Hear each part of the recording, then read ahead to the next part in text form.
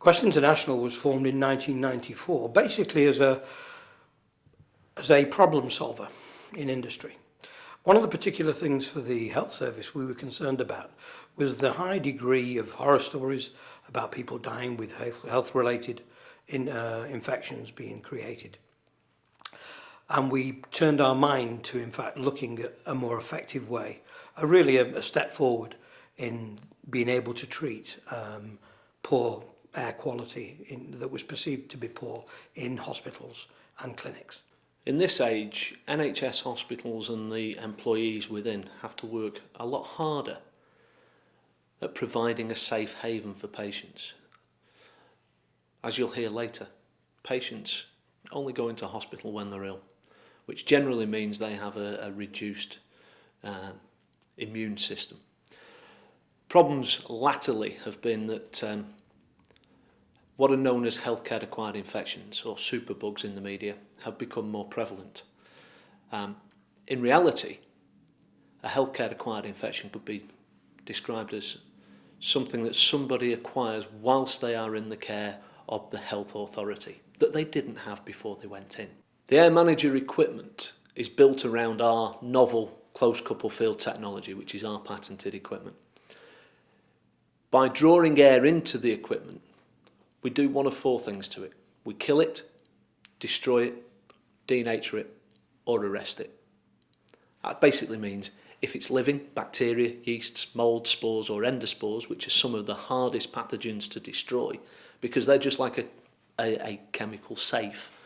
It's storage of information to allow bacteria to regenerate at a later date.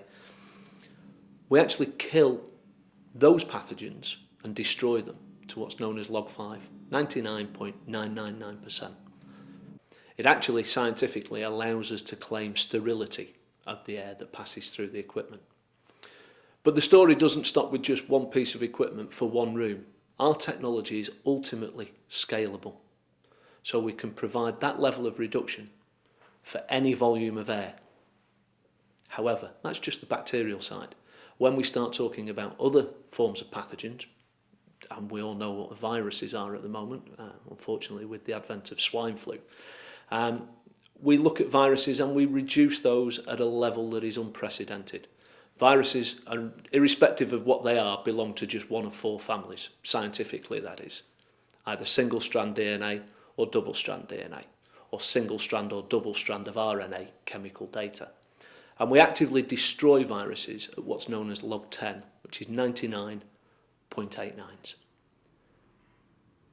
It's a level of destruction that we know can provide the best available protection for the patients, the employees and the visitors within the healthcare setting. Initially, I went down one path of research and very, very quickly realised that it wasn't valid and that something new would be required. And that then started the ongoing process of developing, again, what we now know as close-couple field technology as a solution to a particular problem. It was from that we initially started selling very, very effectively into nursing homes, dealing with the problematical problems caused by incontinence, really to provide a better quality of life to the patients who were living in nursing homes, because let's face it, if there are smells or other problems there, we don't want people being embarrassed. So it was a process of actually saving that embarrassment. From there onwards, we had this feedback from one of the doctors in a major nursing home who'd had patients coming back a couple of years before with the superbug Clostridium difficile, or C. diff as we know it. And he asked me, had we done any microbiological work with the unit? And I said, well, no, it kills smells. He said, well, I think you should do. Simply because of that we put one into an environment when somebody came back with C. diff and there was no other reported incidents of cross-infection in the home. Previously, within 2 days of a patient coming back in without the equipment, all 39 people in a home had become ill and some had died. So we realised very, very quickly that we were onto something from a microbiological point of view. That then led us into £500,000 of research, basically, to say this is what it's on the tin, so that people with confidence and health professionals could look and evaluate the technology and see how best then they could apply it in their own particular environments, whether it be on the wards or in a laboratory, a food laboratory or a pathology lab. It doesn't make any difference. They've all got similar problems. In 1942, the government issued 2 nice posters during the war to remind people about the problems of infection. The first one, most people in England still remember, and that's coughs and sneezes spread diseases. The second one was a handkerchief in time saves 9. What did they know in 1942 that we don't know now? We developed the close couple field technology to provide a solution to the airborne route of infection and to be part and parcel of the infection control loop.